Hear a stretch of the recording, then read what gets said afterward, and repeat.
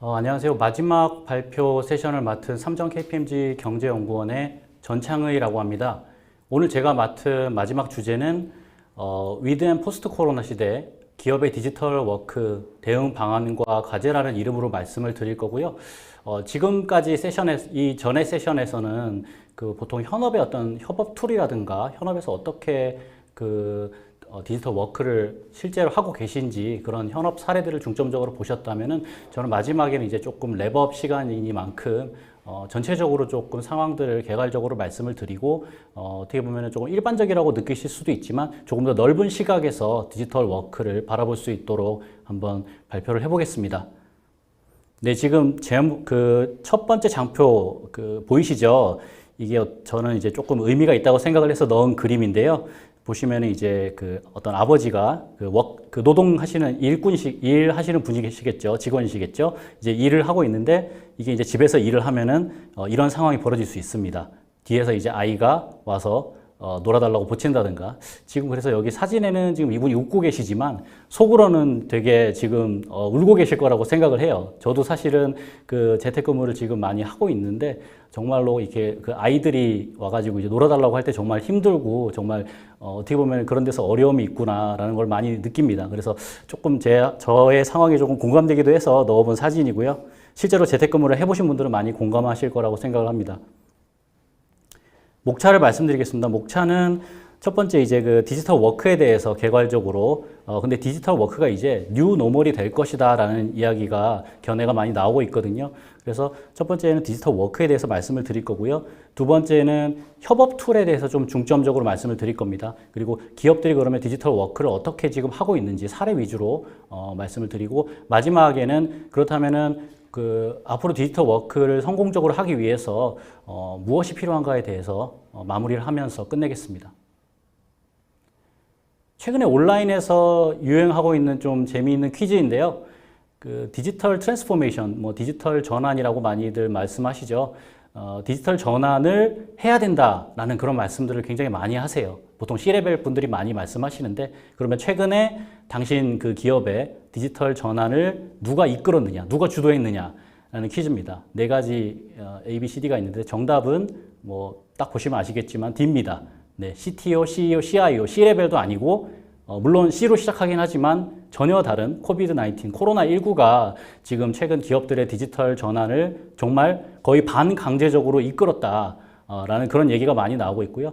디지털 전환 이야기를 왜 말씀드리냐면은 사실은 디지털 워크와 디지털 전환은 상당히 밀접한 관계가 있습니다. 디지털 전환이라는 거는 기업의 마케팅, 생산, 판매, 여러 가지 모든 그런 분야에 디지털 기술을 도입을 한다는 건데요. 근데 업무 환경, 그러니까 워크나 워크플레이스에 디지털 기술을 도입한다면은 그게 이제 디지털 워크가 되는 거거든요. 사실은 디지털 전환의 어떤 일환으로 디지털 워크를 바라보셔야 되고요. 최근에 그러면 이런 코비드-19, 코로나19 때문에 정말 디지털 워크가 과속화되고 있다라는 걸 실감하실 수 있을 겁니다.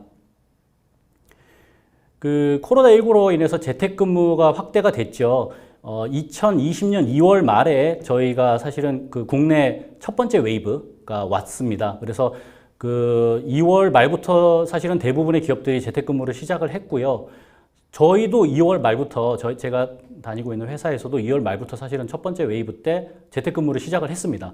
근데 이 보고서가 사실은 지금 오늘 발표가 제가 이제 저희 연구원에서 5월 달에 발표를 했던 보고서 비슷한 제목의 보고서에 기반을 하고 있는데요. 사실 그때 보고서를 쓰면서 5월쯤에는 사실 재택근무가 이제 많이 끝날 때였거든요. 그래서 쓰면서 이거 지금 재택근무 다 끝나가고 있는데 이거 쓰면은 이 주제가 과연 시의적절한 것일까라는 걱정이 있었는데 사실은 그때 저는 아니다. 이대로 끝나지 않을 거다. 분명히 2차 웨이브가 올 거고 2차 웨이브가 오면 또다시 조명받을 수 있는 보고서라고 생각을 했는데요. 정말로 좀 안타까운 일이지만 2차 웨이브가 와서 지금 저희도 지금 8월 말부터 다시 또 2차 재택근무에 들어가고 있거든요. 사실은 제가 다니는 회사에서도 재택근무를 하고 있어서 저도 어제까지는 재택근무를 하다가 오늘은 일이 있어서 좀 나오기는 했는데요.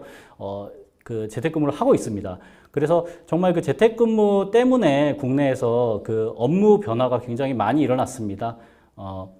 셧다운이라든가 사회적 거리두기 확산 때문에 재택근무와 유연근무제를 도입하는 사례가 많이 늘었고요.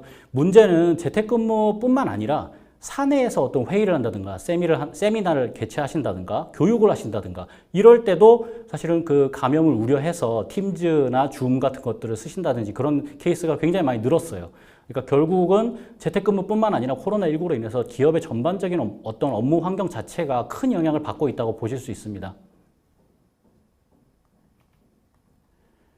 코로나19 때문에 이제 디지털 워크가 부상을 하고 있다고 하는데요.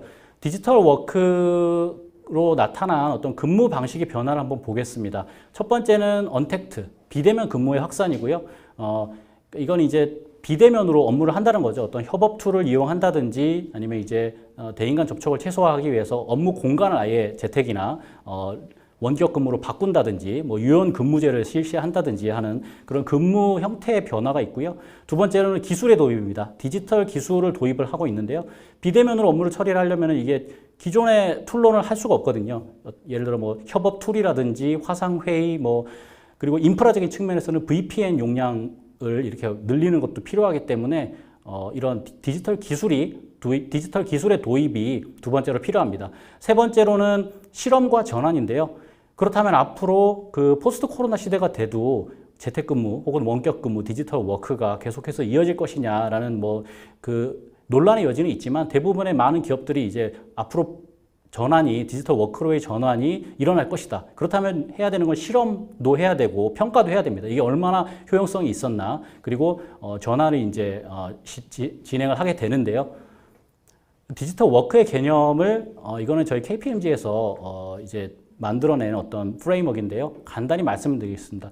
첫 번째로는 그래서 일하는 방식의 변화가 필요하다는 겁니다. 어떤 커뮤니케이션이라든가 소통의 어떤 방식이 바뀌어야 된다는 거고요. 두 번째로는 디지털 기술과 도구를 활용해야 된다는 거. 세 번째로는 이제 어떤 새로운 환경. 이건 어떤 공간에 대한 이야기입니다. 그래서 어떤 물리 공간의 한계를 극복해야 된다는 건데 재택근무를 하거나 혹은 뭐 거점 워크플레이스라는 것도 요즘 많이 나오고 있거든요. 그렇기 때문에 이런 세 가지 요소가 어우러져서 마지막으로 목표로 하는 게 사실은 업무 경험 혁신입니다. 업무 경험 혁신이 사실 궁극적인 목표이고 직원들이 어떻게 업무를 하느냐 하는 그런 총체적인 경험, 그런 생산성을 향상시킨다든지 인재를 어떻게 확보하고 조직 문화를 어떻게 만들 것이냐 사실 이게 궁극적인 목표라고 볼 수 있고요. 그럼 코로나19로 디지털 워크가 어떤 식으로 가속화되고 있냐를 조금 도식화해봤습니다. 코로나19가 발발하면서 먼저 근무 환경의 변화가 우선적으로 일어났습니다. 그러니까 먼저 재택근무를 시작하고 락다운이 되고 사회적 거리두기가 시작됐잖아요. 그래서 근무 환경이 먼저 변화했고요. 뭐 재택근무를 불가피하게 혹은 반강제적으로 시행을 하게 되었죠. 그래서 근무 환경이 변화가 되었고 그 다음에 근무 환경을 바꾸니까 이제 디지털 기술, 뭐 협업 툴이나 VPN 이런 게 필요해진 거예요. 그래서 부랴부랴 이제 기업들이 디지털 기술을 도입하기 시작합니다. 그리고 나서 일하는 방식의 변화가 있게 되는데 사실은 이 세 가지가 맞물려서 돌아가야 디지털 워크가 제대로 구현될 수 있는 것이고요. 근데 사실은 지금 코로나 때문에 이게 수차적으로 조금 나타나고 있는 변화 양상이 조금은 일반적이지는 않은 것 같습니다. 그런데 아무튼 지향점으로는 그 디지털 워크로 전환을 하고 그리고 업무 경험을 혁신해야 된다는 거는 지향점으로 볼 수 있을 것 같습니다.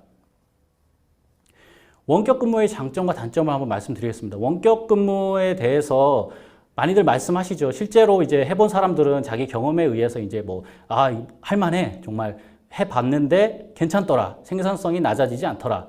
뭐 이런 말씀하시는 분도 계시고요. 혹은 해봤는데 나랑은 안 맞아. 이거 그 업무 효율이 너무나 떨어진다. 이런 말씀도 있고요. 최근에 그 리드 헤이스팅스라고 넷플릭스 CEO죠. 넷플릭스 CEO가 최근에 언론 인터뷰에서 그 재택근무, 원격 근무는 백해무익하다. 그러니까 백해무익이라고까지는 말씀 안 하셨지만 아무튼 뭐 거의 효과가 없다라고 말씀을 하셨거든요. 그러니까 그거는 이제 넷플릭스라는 기업이 되게 사내 커뮤니케이션이라든가 업무 그 협업 그리고 서로 소통을 해야 되는 일들이 되게 많은 것 같아요. 그러니까 그런 기업에서는 아무래도 되게 그 원격 근무가 단점이 훨씬 더 많은 것 같고요. 그런데 사실 원격 근무가 그 여러 가지 측면을 봐야 되고 단점과 장점이 골고루 이렇게 있습니다. 그래서 이게 뭐 좋다 나쁘다 판단할 수 있는 건 아닌 것 같고요. 원격 근무는 최근에 이제 국내에서 좀 화두가 되고 있지만 사실 미국에서는 이게 1980년대, 90년대부터 되게 그 화두가 되었던 어떤 개념이고요. 사실 미국에서 처음에 원격 근무가 등장할 때는 이게 복지 혜택의 일환으로 그 도입이 되었어요. 그 이후에 이제 국내에서도 어떤 공무원 사회나 이런 조직에서 우선적으로 도입이 되면서 조금은 직원들의 어떤 복지 혜택의 일환으로 제공을 했거든요. 그런데 사실은 이게 여러 가지 효과가 있습니다. 첫 번째로는 기업의 비용 감소, 그리고 생산성 향상이 있는데요. 재택근무를 하게 되면 사무실 공간이 그만큼 필요하지 않게 되잖아요. 그럼 건물 임대료가 더 낮아질 수 있고 혹은 유휴 사무 공간을 다른 용도로 활용할 수 있다는 그런 장점이 있습니다. 그리고 생산성 향상은 사실 이거는 조금 케이스 바이 케이스로 좀 다른 것 같기는 한데 어떤 창의성이 필요한다든지 혹은 높은 몰입이 필요한 업무에는 재택근무가 일반적으로 맞다는 얘기가 많고요. 그런 업무에는 생산성 향상 효과가 높은 걸로 알려져 있습니다. 그래서 예를 들어 뭐 코딩을 해야 된다든가 그 짧은 시간 이렇게 집중해서 해야 되는 일 혹은 뭐 콘텐츠를 만드는 일이라든가 그런 쪽에는 재택근무가 상당히 적합하다라는 주장이 많고요. 또 하나는 인재 확보의 수단입니다. 최근에 실리콘밸리에서 이제 그 개발자 구하기 힘들다 뭐 이런 얘기도 많이 나오고 있는데요. 이따가 뒤에서 사례에서도 말씀드리겠지만 그 실리콘밸리 업체들이 원격 근무를 인재 확보 수단으로 활용하고 있어요. 그러니까 이제 원격 근무로 일을 처리하게 되면은 굳이 실리콘밸리의 직원이 와서 일을 해야 될 필요도 없고, 왜냐하면 그쪽에 그 임대료나 그 생활 비용이 너무 비싸기 때문에 뭐 아주 그 생활 비용이 싼 지역에서 근무를 하면서도 얼마든지 그 일이 가능하거든요. 그러니까 그렇게 되면은 좋은 인재들을 더 싼 값에 이렇게 좀 이용을 할 수 있겠죠. 기업 입장에서는 이제 그런 측면이 있고요. 그래서 북미 쪽의 연구조사 결과를 보면은 북미 근로자의 74%가 재택근무 허용하는 회사가 있다면 지금 직장을 그만둘 의향이 있다라고까지 응답을 했다는 연구 결과가 있습니다.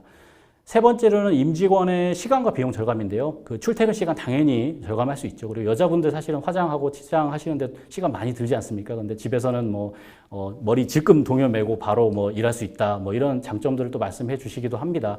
그래서 남는 시간은 또 직원들이 사실은 자기 취미 활동을 한다든가 아니면은 뭐 자기 개발을 한다든가 그런 식으로 쓰실 수도 있고요.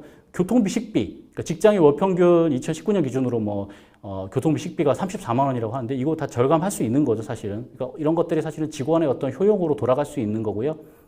업무 공간도 사실은 자기가 자기 뭐 방에서 근무를 하다 보니까 뭐 좀 자유롭게 되게 편하게 옷을 입고 근무도 할 수 있고 온도 습도도 자기 마음대로 맞출 수 있지 않습니까? 뭐 너무 춥다. 사실은 뭐 에어컨을 너무 세게 틀면 남자 직원들은 뭐 덥다, 여자 직원들은 춥다, 뭐 이런 케이스도 많은데 그런 것들을 조절을 자기 개인에 맞게 조절을 할 수 있고요. 뭐 어떤 분들은 음악을 스피커로 크게 틀어놓을 수 있어서 너무 좋다. 음악 좋아하시는 분들은 뭐 그런 말씀도 하시고요. 업무 집중은 이제 아까 말씀드렸듯이 그 어떤 개인의 높은 몰입이 필요한 업무들에는 되게 효과가 재택근무 효과가 큰 걸로 나타나고 있습니다. 그리고 건강 증진, 스트레스가 많이 감소한다고 해요. 재택근무를 그러니까 전일제를 재택근무를 안 하고 일주일에 한 번이나 두 번만 재택근무를 하더라도 사실은 거기서 오는 그 시간 세이브 그리고 체력도 좀 세이브할 수 있고 그런 것 때문에 사실은 건강을 증진하는 그런 효과도 있다고 합니다. 단점은 가장 큰 단점은 커뮤니케이션 문제입니다. 그러니까 협업이 힘들다, 커뮤니케이션이 힘들다라는 거는 공통적으로 나오는 그런 단점인 것 같아요. 그래서 커뮤니케이션 부담이 커진다. 그러니까 뭐 줌 같은 거, 팀스 같은 화상회의를 할 때는 그게 좀 덜하긴 한데 보통 그 원격 근무를 하시다 보면은 메신저나 기업용 메신저나 이메일로 커뮤니케이션을 많이 하시는데 사실은 실제로 말을 하면 한두 마디로 끝날 거를 뭐 이메일 적고 메신저 이렇게 보내다 보면은 시간이 좀 많이 든다고 하십니다. 그리고 즉각적인 피드백, 즉각적인 반응이 좀 힘들지요.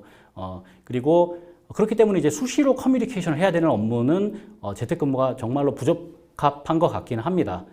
그리고 예를 들어 뭐 메신저로 그 소통을 하다 보면은 사실은 뭐 표정하고 제스처, 사실 사람이 전달하는 정보 중에 그 뭐 80% 90% 이상이 사실은 비언어적인 요소, 뭐 어떤 표정이라든가 느낌이라든가 이런 거에서 이제 정보가 전달이 된다고 하는데 그런 게 사실은 이제 힘들어지는 거죠. 또 하나는 장비와 인프라의 문제입니다. 그래서 기존의 어떤 장비, 인프라가 갖춰진 업체들은 괜찮은데 이게 갖춰지지 않은 업체들은 비용이 들 수밖에 없습니다. 신규 투자가 필요하고 뭐 노트북도 사실 하다못해 노트북 하나만 구입한다고 하더라도 뭐 좀 성능 좋은 노트북은 뭐 200만 원에 가깝게 이제 좀 비싸기 때문에 그런 비용 부담이 있다. 그리고 보안이 필요한 직종 같은 경우는 예를 들어 뭐 디자이너 분들은 그 태블릿이라든가 뭐 큰 모니터 화면이라든가 그 색감이 잘 나오는 모니터 이런 게 필요하시거든요. 그러니까 그런 것들은 집에 가져가 쓰기가 또 힘들기 때문에 그런 문제가 있고요. 사실 그래서 저희 회사에서도 디자인 하시는 분은 재택근무를 지금 못하고 계십니다. 그러니까 그런 문제들이 있다는 거죠. 그리고 세 번째 문제는 자기 통제 문제입니다. 이게 과소, 과대 근무 다 나타날 수 있습니다. 워커홀릭 같은 경우에는 하루 종일 일만 하게 되는 경우도 있을 수 있습니다. 그러니까 보통 재택근무 생각하시면은 뭐 집에서 일하시는데 그 뭐 자기 업무 조절 쉽지 않냐, 그리고 충분히 조절할 수 있지 않냐 하시지만 워커홀릭들은 그게 조절이 힘듭니다, 사실은. 그래서 집에서 정말 집에서 과로하시는 분도 계시고요. 그 반대로 뭐 집에서 효율이 안 오르거나 좀 업무 시간을 많이 투입 안 하시면은 사실은 그 효율성이 많이 떨어지겠죠. 마지막으로 이제 가족의 방해도 또 하나 요소인데요. 집에 있는 애가 이제 놀아달라고 한다거나, 뭐 성인 분들의 경우에도 뭐 부모님이랑 같이 사시는 분들이 집에서 내가 방에서 재택근무하고 있으면 내가 노는 줄 알고 나와가지고 뭐 쓰레기 버려라, 뭐 온갖 잡일과 심부름을 시킨다고 하시는데 그런 스트레스가 사실은 좀 있을 수 있거든요. 예. 마지막으로는 고립감의 문제입니다. 이거는 이제 뭐 가족이 있는 분들은 상관없는 얘기일 수 있는데요. 혼자 근무를 하시는 분들, 그런 분들은 이제 되게 고립감, 외로움이 증가할 수 있어요. 혼자서 일을 하다 보면은. 그래서 이런 경우에는 되게 그 옆에 어떤 동료들과의 그런 커뮤니케이션, 그리고 뭐 친밀감을 늘린다든가 하는 이런 것들이 되게 많이 중요해 보입니다. 두 번째 파트에서는 이제 협업 툴과 기업의 디지털 워크 사례에 대해서 말씀을 드리겠습니다. 협업 툴 같은 경우에는 이제 그 밀레니얼 Z세대, MZ세대라고 하죠. MZ세대가 사실은 그 X세대, 베이비 부머 세대랑은 좀 많이 다른 특징을 가지고 있다고 합니다. 저도 사실은 뭐 나이를 밝힐 수는 없지만 저는 X세대거든요. 그래서 MZ세대랑은 저도 좀 차이가 있는 세대인데 그러다 보니까 이제 MZ세대의 가장 큰 차이점을 보시면은 여기 이제 한 세 가지 정도로 봤습니다. 그래서 화상회의, 그러니까 온라인 화상회의에 보시면 밀레니얼 세대는 뭐 절반 어느 정도 선호를 한다. 근데 Z세대는 이거를 항상 선호한다. 되게 선호도가 되게 높거든요. 그러니까 영상으로 커뮤니케이션하고 영상 통화하는데 거부감이 없어요. Z세대가. 그런 어떤 선호 차이가 있고요. 기업용 SNS, 이거는 최근에 이제 많이 나오는 뭐 팀즈라든가 아니면 슬랙 같은 그런 기업에서 쓰는 SNS입니다. 이거를 이제 밀레니얼 세대가 되게 많이 그 선호를 하고요. Z세대도 선호를 하는데 사실 이제 좀 나이 드신 분들은 사실 기업용 SNS는 좀 생소할 수 있고 조금 익숙하지 않을 수가 있습니다. 그리고 기록이 보존되는 채팅도 이제 SNS랑 좀 비슷한 툴이긴 한데 사실은 그 MZ세대의 선호도가 높고요. 그래서 사실은 어떤 협업 툴이 그 세대의 어떤 전환, 세대의 차이 때문에 이제 최근에 선호되는 그런 경향도 있고요. 그 최근에 저도 여러 가지 뭐 교사분들이나 말씀 들어보면 MZ세대가 저희 생각과는 좀 다르게 협업에 대단히 능하다고 합니다. 그게 이제 어려서부터 학교에서 팀플이라든가 그 모듬 활동 이런 거 되게 많이 한다고 하거든요. 그러면 이제 자연스럽게 커뮤니케이션 스킬이라든가 협업 스킬이 되게 많이 늘게 된 것 같고 그래서 아무래도 세대 차이가 좀 나는 게 아닌가 생각을 하고 있습니다. 디지털 협업 툴을 보시겠습니다. 그래서 협업 툴의 목적은 커뮤니케이션이죠. 그래서 내부, 외부 커뮤니케이션, 협업, 뭐 이런 목적이 있고, 기능들은 대단히 다양합니다. 시장 규모도 최근에 이제 많이 증가할 거다라고 예상을 하고 있는데, 그래서 뭐 구글, MS, 페이스북 같은 거대 테크 기업들이 지금 최근에 많이 뛰어들고 있고요. 서로 앞다퉈가면서 이제 새로운 화상회의 시스템이라든가 솔루션, 앱 같은 것들을 지금 많이 내어놓고 있습니다. 협업 툴로 이제 최근에 가장 많이 이제 핫 이슈가 됐던 슬랙을 먼저 보시겠습니다. 슬랙은 이제 사용해 보신 분들도 계시고 전혀 뭐 생소한 분들도 계실 텐데요. 슬랙은 한마디로 말하면 이게 단톡방, 그러니까 모든 직원들에게 전체 공유되는 단톡방 기능이 핵심입니다. 그러니까 이 단톡방, 카톡에서 단톡방 많이 쓰시잖아요. 일종의 단톡방을 쓰는 기업용 SNS라고 보시면 되는데 이게 특징은 전 직원한테 공유가 돼요. CEO에서부터 제일 신입사원까지 모든 사람들이 공유를 할 수 있고, 물론 그 공개 기능이 있어서 어디까지 공유를 할지 비공개 여부를 설정을 할 수는 있긴 하지만 기본적으로 이거는 이제 디폴트가 전체 공유예요. 그러니까 CEO가 내리는 어떤 결정 사항을 밑에 말단 직원까지 볼 수 있다. 그러니까 이게 사실은 슬랙이라는 그 툴은 그 실리콘밸리의 어떤 온라인 게임 만드는 업체에서 사실은 자기들이 기업에서 자기들 내부에서 쓰려고 만든 건데 이게 워낙 반응이 좋아서 아예 그냥 슬랙이라고 하는 이 툴로 사업 방향을 틀었어요. 그래서 최근에 이게 되게 기업 가치도 되게 많이 올라가고 매출도 많이 늘었는데요. 아무튼 근데 사실은 실시간으로 이제 의견을 교환하고 모든 정보가 공개가 되기 때문에 스타트업이라든가 IT 소프트웨어 게임 개발사들한테는 적합합니다. 근데 사용법도 조금 복잡하고요. 뭐 API를 통해서 연동한다든가 이렇게 일반인한테는 조금 사용이 조금 어렵습니다. 그래서 주로 스타트업 어떤 개발사 이런 쪽에 좀 적합해서 그쪽에서 많이들 쓰고 계십니다. 두 번째 툴 사례는 마이크로소프트인데요. 마이크로소프트는 이제 토털 솔루션을 가지고 있다는 게 특징입니다. 그래서 뭐 이메일, 아웃룩에서부터 시작해서 뭐 원드라이브, 클라우드 솔루션, 그리고 팀즈라는 협업 도구, 뭐 워드, 파워포인트 모든 툴이 통합으로 제공이 되고 서로 연계가 되게 잘 되어 있어요.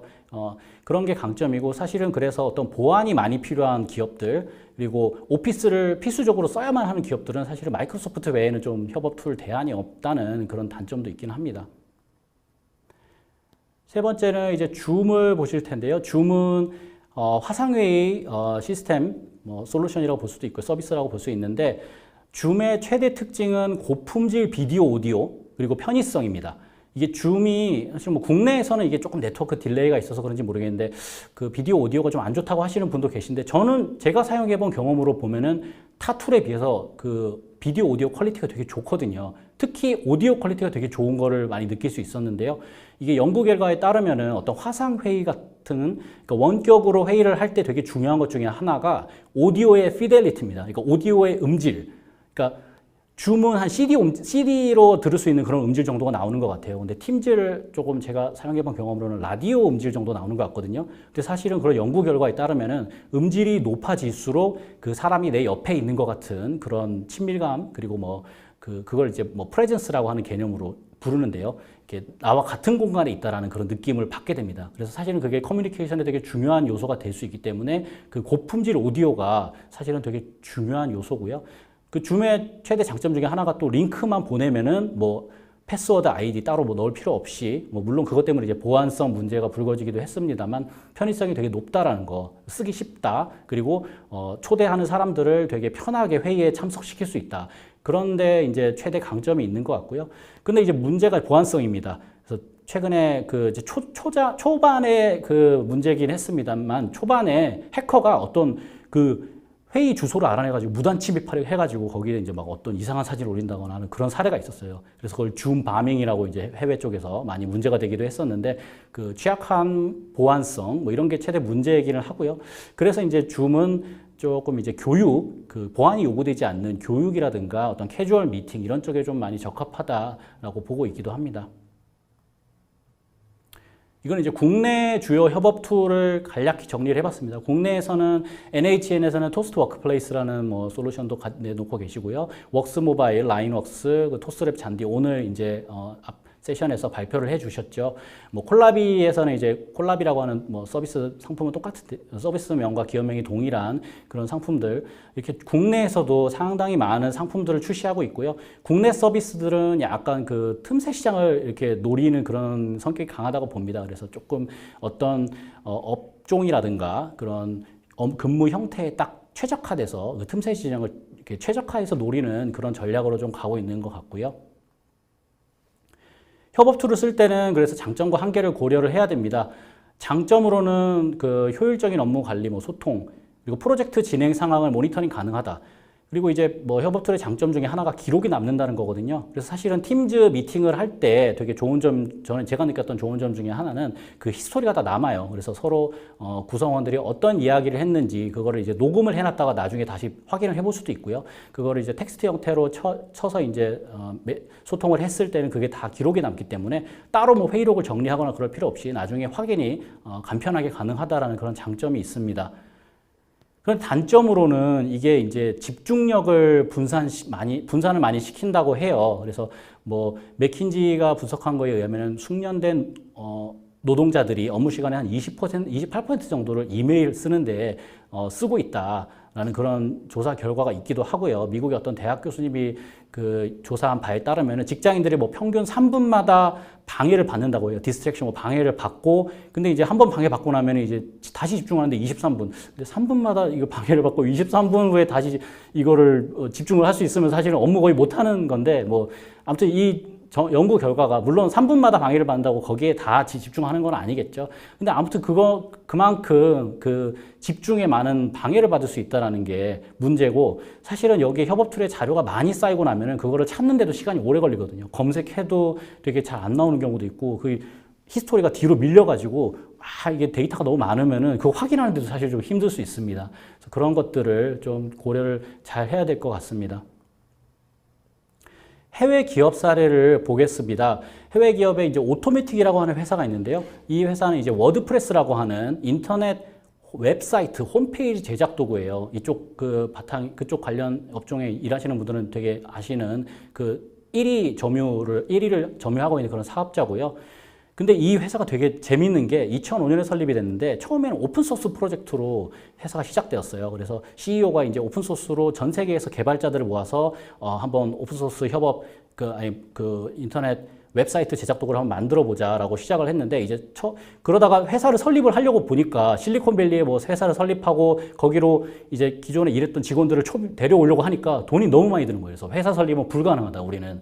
그래서 여기서 냈던 그 방안 중에 하나가 원격 근무입니다. 그래서 지금 75개국에서 뭐 한 1,100명 넘는 직원들을 고용을 하고 있는데 전부 다 분산 근무, 자기들은 이제 분산 근무라고 부르고 있어요. 그래서 전 직원 원격 근무를 하고 있고요. 실리콘밸리에 사무실이 있긴 하지만 여기 거의 상주하는 인원이 없는 걸로 알고 있습니다. 그런데도 회사가 승승장구를 했고, 지금 2019년에 이제 30억 달러 될 정도로 기업 가치가 되게 높게 평가를 받고 있거든요. 여기에 이제 성공 요인을 몇 가지로 볼 수 있는데, 하나는 커뮤니케이션입니다. 그 초창기에는 CEO가 자유롭게 이제 자기 직원들하고 그 방에 들어가서 커뮤니케이션을 했다고 하고요. 또 하나는 비동기적 커뮤니케이션이라는 특징이 있는데요. 이게 뭐냐면 이제 그 전 세계 직원들이 같이 근무를 하다 보니까 시차가 다 다르잖아요. 그러니까 즉각적으로 피드백을 해줄 수가 없는 거예요. 제가 예를 들어 여기서 유럽에 메신저를 보내면 거기 지금 새벽이거든요. 그러면 이제 즉각적으로 답을 해줄 수가 없기 때문에 여기는 이제 비동기적 커뮤니케이션, 어떤 그 답을 남기면 거기서 언제까지 내가 어떻게 일을 처리해서 해주겠다라는 것들을 이제 서로 공유하면서 하는 그런 문화가 발달을 했다고 합니다. 이 워드프레스라고 하는 그런 굉장히 빠르고 가벼운 툴을 자체적으로 제작을 해서 자기들이 이제 쓰고 있기도 하고요. 중요 자료, 그러니까 CEO만 볼 수 있는 그런 되게 중요한 자료를 모든 직원한테 열람 가능하도록 공개를 해서 사실은 모티베이션을 좀 주는 측면도 있고, 예. 그리고 세 번째가 이제 모티베이션인데요. 팀장의 역할이, 원격 근무에서 팀장의 역할은 팀원의 모티베이션, 그리고 성과를 어떻게 관리하느냐에 집중이 되어 있다고 합니다. 그래서 여기서 이제 처음에 뭐 업무 시작하신 분 말을 들어보면 팀장이 계속해서 너 뭐 일하는데 문제는 없느냐, 뭘 도와줘야 되느냐, 이런 것들을 굉장히 세심하게 코칭을 해주신다고 합니다. 그리고 원격 근무에서는 오는 고립감을 해소하기 위해서 자체적으로 1년에 뭐 모여서 하는 이제 팀 미팅이라든가 1년에 한 번 전 직원이 이제 모여서 강연도 하고 파티도 하고 자기들이 뭐 콘서트도 하고 뭐 되게 캐주얼한 그런 미팅을 갖고 있기도 합니다. 두 번째 사례는 스마트 스터디 국내 기업인데요. 핑크퐁 아기상어 브랜드, 이제 많이 아이를 가지고 계신 분들은 많이들 들어보셨을 겁니다. 그래서 이 스마트 스터디라는 업체가 사실은 전 직원 75% 정도가 재택근무를 하고 있다고 해요. 그래서 여기서 자율과 책임을 이제 강조를 하는데, 그러면서도 이제 높은 생산성과 실적. 지금 2019년 기준으로 매출이 한 768억이 나오고 그 영업이익이 300억이 넘거든요. 이익률이 40%가 넘는데 대단히 지금 실적이 잘 나오고 있고, 여기서는 이제 메르스 때 사실은 재택근무를 시작을 했다고 하는데, 메르스 때 시작을 하면서 어떤 시행착오 경험 같은 것들을 이제 공유를 하려는 노력을 했고, 매뉴얼 같은 거를 만들어서 이제 배포를 하고 그랬거든요. 여기서 공개가 돼 있습니다. 한번 보시면 되게 재밌거든요.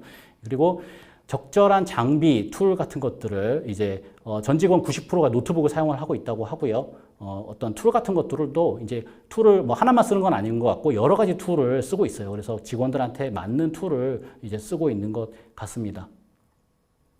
SK텔레콤은 시간이 이제 조금 촉박해서 약간 좀 빠르게 넘어가겠습니다. SK텔레콤은 MS와 함께 이제 뭐 디지털 워크플레이스 전략을 발표를 했고요. 뭐 스마트 워크라고 부르기도 하는데 거점 오피스를 만들어 놨어요. 그래서 뭐 마포, 영등포, 강남 이런 교통 요지에 스마트 오피스 같은 거점 오피스를 만들어 놔서 거기에 직원들이 출근을 해서 할 수 있게 원격 근무죠. 재택 근무는 아니고 할 수 있게 만들어 줬다는 게 특징이고요. MS 툴들을 좀 도입한 게 특징입니다.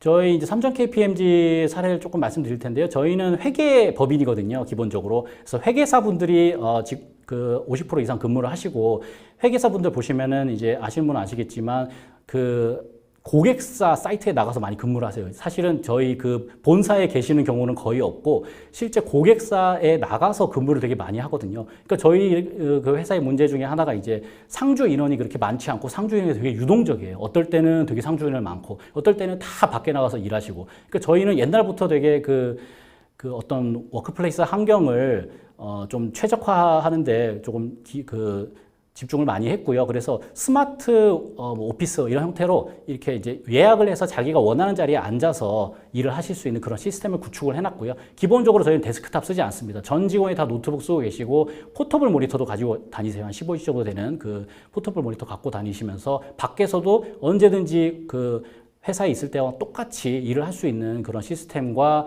워크플레이스 환경을 도입을 하고 있습니다.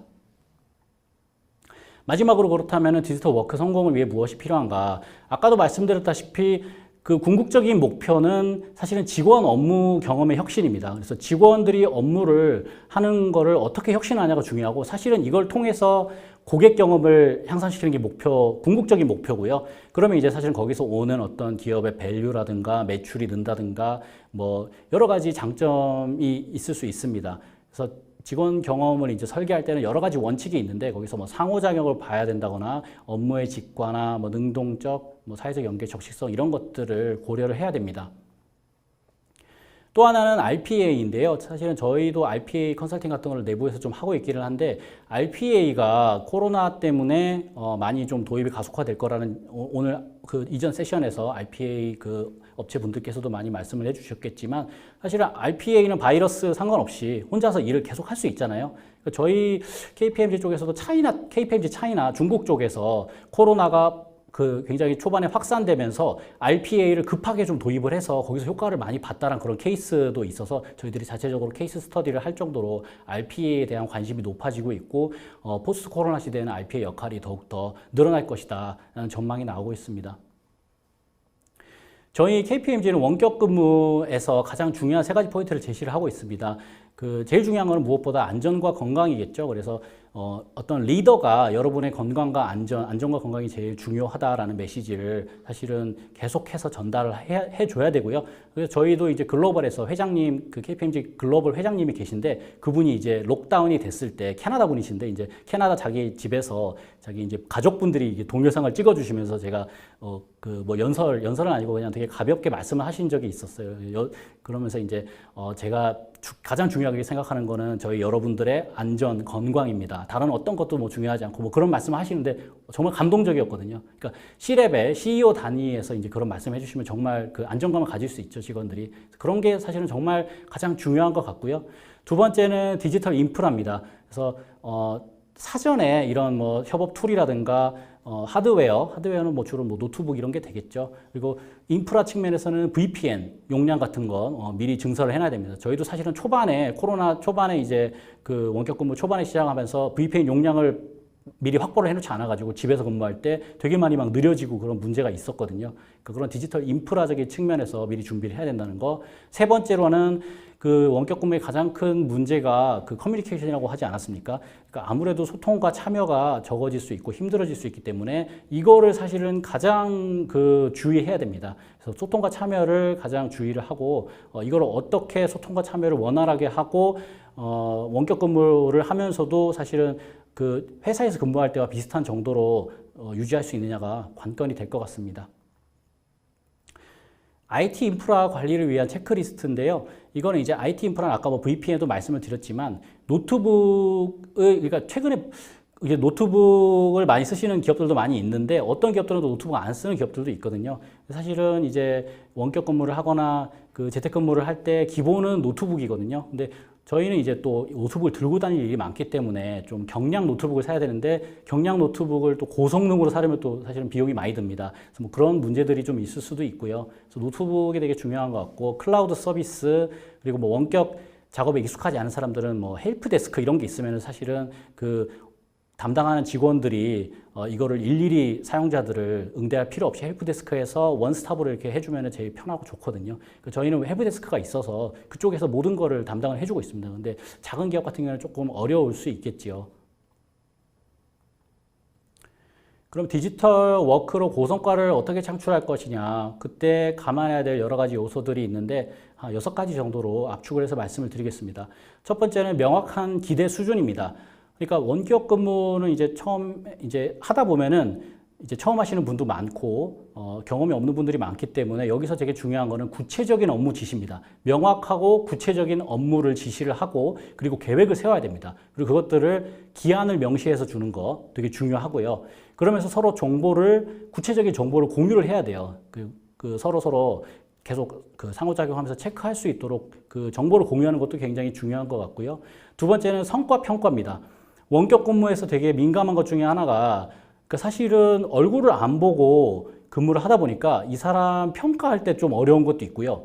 평가를 받는 사람 입장에서도 어떤 평가가 나왔을 때 납득하기 어려운 점이 있습니다. 그래서 평가가 되게 힘들다고 하거든요. 그럴 때 어떤 성과 평가를 위해서 중요한 거는 사실은 그 어떤 성과를 극대화시키는 거잖아요. 그러니까 어떤 충분한 피드백을 준다든지 대화를 나눈다든지 그리고 업무를 좀 유연하게 운영해야 될 필요도 있습니다. 그래서 사실은 성과를 좀 극대화하는 게 중요한 것 같고요. 세 번째는 모티베이션입니다. 저도 재택근무하면서 조금 이제 어려움을 겪었던 것 중에 하나가 모티베이션, 동기부여라고 볼 수 있는데요. 그러니까 혼자 근무를 해야 된다는 게 사실은 자기 셀프 컨트롤도 되게 중요하고요. 사실 여러 직원들이 같이 근무하다 보면 서로 이제 저 사람은 지금 뭐 열심히 근무하고 있어, 저 사람 뭐 야근하고 있어, 뭐 이런 거 보면서 좀 자극을 받을 수도 있는데 뭐 그런 게 이제 좀 힘들다 보니까 어떤 동기를 부여한다든지 그런 게 되게 중요하고 사실은 이제 자율성 그리고 지시 그러니까 둘 다가 좀 조화를 이루어야 되는 것 같습니다. 내가 자율적으로 셀프 컨트롤 하면서 하는 것도 되게 중요하지만 어떤 사람들은 자율성을 셀프 컨트롤 하기 되게 힘든 분들도 계시거든요. 사실 저도 좀 많이 힘들었는데 그런 분들은 지시를 명확하게 받아서 하는 게 더 오히려 업무 효율이 더 잘 날 수도 있어요. 그러니까 자율성과 지시의 어떤 균형을 잡는 거 그리고 개인의 특징 이 사람은 좀 자율적으로 해놨을 때 더 성과가 잘 나. 이 사람은 좀 지시를 좀 잘해줘야 돼. 그러니까 명확하게 해줘야 돼. 그런 차이를 좀 감안을 해서 업무를 부여하는 게 되게 중요한 것 같습니다. 네 번째는 인프라입니다. 그래서 뭐 시스템, 노트북 같은 하드웨어가 될 수도 있고요. VPN 같은 인프라가 될 수도 있고, 뭐 소프트웨어 솔루션, 인프라를 확보를 해줘야 되고요. 먼저 인프라 지원을 정말 확실하게 해줘야 되는 것 같습니다. 그러니까 지원을 확실하게 해주고 직원들한테 너희들한테 이만큼 지원해주고 해주고 있으니까 성과를 내야 돼 이렇게 요구할 수 있잖아요. 그러니까 이런 지원 같은 건 정말 중요하고요. 그래서 다섯 번째에서 나오는 게 팀과 개인 지원입니다. 정말 그 원격 근무에 맞는 업무를 할 수 있도록 지원을 잘 해줘야 되는 게 중요하고요. 임직원간 커뮤니케이션이 정말 원격 근무에서 힘들기 때문에 이게 사실은 되게 크리티컬한 요소인데 워터쿨러 효과라는 게 있어요. 그 오피스에서 근무를 할 때는 이게 뭐냐면 이제 직원들이 그 물을 마시는 공간, 뭐 휴게소겠죠. 휴게소에서 휴게 공간에서 물을 마시면서 이제 서로 이제 모르는 사람하고 혹은 아는 사람하고 이야기를 하면서 협업을 하게 되고 커뮤니케이션을 하게 되고 새로운 아이디어가 나오게 되고 그런 효과가 있다고 하는데 원격 근무에서는 그게 힘들기 때문에 그걸 대체할 수 있는 어떤 수단이라든가 어떤 뭐 정기적인 캐주얼 미팅을 갖는 것도 좋을 것 같고요. 예, 그렇습니다. 마지막으로 임직원 역량 강화인데요. 이게 사실 원격 근무가 그 MZ세대 같은 경우에는 되게 좀 쉽게 적응할 수 있고 툴 활용 같은 것들 잘 하시기 때문에 적응이 되게 쉬울 수 있지만 사실 나이 드신 분들은 사실은 되게 힘들어 하시는 분들이 임원급들이 많이 힘들어 하시다고 해요. 저희 회사에서도 사실 뭐 상무 파트너 이상 분들께서 원격 근무 하시다가 난 도저히 못하겠어. 그래서 실제 출근을 나오셔서 근무하시는 분도 많고요. 그렇기 때문에 사실은 지원을 이제 어떤 모르는 툴 같은 사용법 같은 것들을 가르쳐 드린다거나 아니면은 공유를 한다든가 워크숍을 한다든가 그리고 수시로 계속해서 어떤 피드백 같은 것들을 주고받고 계속해서 관리를 해줘야 됩니다. 그래서 디지털 워크로 전환을 할 때 각 사별로 사실은 되게 상황이 다 다르고 케이스가 다 다르기 때문에 뭐 일률적으로 어떤 디지털 워크 전환하는 프로세스가 있는 건 아닌 것 같아요. 하지만 이제 공통적으로 좀 봐야 될 어떤 프로세스를 본다고 하면은 일단 업무 환경을 먼저 검토를 해야 되는데 그때 봐야 될 거는 조직 문화, 뭐 우리가 얼마나 보수적인 조직이냐, 뭐 개방되어 있는 조직이냐, 그리고 제도 프로세스, 업무 프로세스가 지금 어떻게 이루어지고 있느냐, 그리고 공간, 지금 우리가 공간을 어떻게 쓰고 있고, 원격 근무를 했을 때 이 공간을 어떻게 재배치할 수 있느냐, 뭐 그런 것도 보셔야 되고요. 사람 구성원에 대한 직무 분석이라든가 개인 성향이라든가 이런 거 당연히 다 되게 중요한 것 같습니다. 그렇게 하고 나서 그 다음에 이제 디지털 워크 툴, 어떤 테크 툴 쪽인 측면을 보시면은 뭐 화상회의, 자료 공유, 메신저 여러 가지 툴이 있죠. 근데 정답은 없는 것 같습니다. 각 회사의 입장에 맞는 적합한 툴을 찾아내서 쓰시는 게 좋은 것 같고요. 전반적으로 보면은 대기업이라든가 아니면은 보안이 되게 중요한 기업들, 저희도 사실은 되게 보안이 중요한 기업이라서 다른 툴은 쓸 수가 없어요. 저희 회사에서. 저희는 이제 MS 툴만 쓰고 있는데 그런 어떤 보안성이라든가 회사의 업무 개방성 이런 거 잘 고려해서 선택을 하셔야 되고요. 마지막으로 이제 도입을 하고 나면은 개선이 되게 중요합니다. 그러니까 평가를 하고 개선하는 게 중요한데요. 지금 이런 프로세스가 얼마나 잘 이루어졌는지, 그리고 스마트 워크, 디지털 워크를 도입하고 나서 생산성에 어떤 변화는 있었는지, 문제는 없었는지 이런 것들을 체크를 하시고 다시 처음으로 돌아가서 이렇게 이터레이션이라고 하는데 이걸 이렇게 계속 돌아가면서 체크를 해야 돼요. 끝나는 게 아니라 계속해서 그러니까 개선을 하고 평가하고 다시 처음으로 가서 보고 이런 과정을 계속해서 이제 병행하는 그런 프로세스가 필요하고요. 저희 KPMG에서는 디지털 워크 전환 컨설팅 서비스를 제공을 하고 있는데요. 저희는 뭐 이제 사전 평가부터 시작해서 전략을 세우고 계획을 하고 그걸 도입을 하고 실제 전환을 하고 그 다음에 마지막으로 이제 프로그램을 관리를 하고 다시 또 평가를 한 다음에 뭐가 문제였는지 그런 문제점들을 찾아서 다시 앞단으로 1단계 뭐 2단계 이렇게 다시 돌아가서 하는 그런 시스템 프로세스를 거치고 있고요. 저희는 사전 그 진단부터 저희가 이제 RPA도 사실 저희가 컨설팅하고 있고 여러 가지를 토탈 그 솔루션을 컨설팅하고 있다는 장점이 있어서 혹시 뭐 컨설팅 디지털 워크 쪽으로 컨설팅 원하시는 분들은 저희 쪽에 연락을 주시면은 감사하겠습니다. 그래서 연락처는 저희 위에 이제 저희 현업에 디지털 트랜스포메이션 전문 팀이 있어서 그쪽으로 연락을 주시면 좋고요. 저는 오늘 발표를 맡았던 전창의 수석연구원이었습니다. 지금까지 조금 시간이 오버됐는데요. 지금까지 발표를 들어주셔서 감사합니다.